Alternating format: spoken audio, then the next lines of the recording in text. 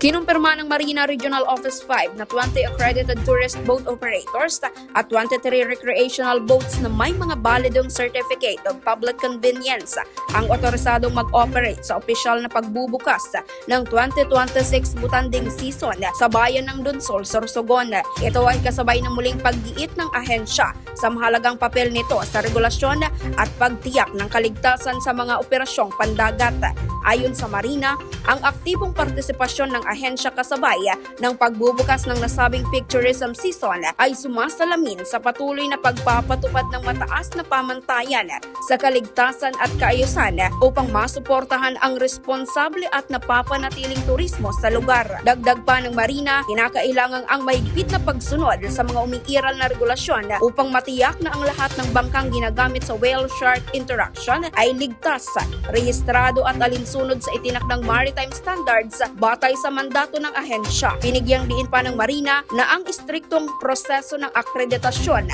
at tuloy-tuloy na monitoring ng mga sasakyang dagat ay hindi lamang nakatuon sa kaligtasan ng mga turista at crew, kundi pati na rin sa pangangalaga ng yamang dagat, partikular ng mga butanding na pangunahing atraksyon sa Donsol. Nagtapos ang aktibidad sa isang pinal na konsultasyon sa pagitan ng Marina Regional Office 5, LGU Donsol at mga katuwang na ahensya kung saan tinalakay ang mga estratehiya para sa mas pinaigting na regulasyon, enforcement at interagency coordination upang matiyak ang ligtas at napapanatiling pagpapatupad ng 2026 butanding season. Ito si Rona de los Santos para sa Marina DGTV News on Deck.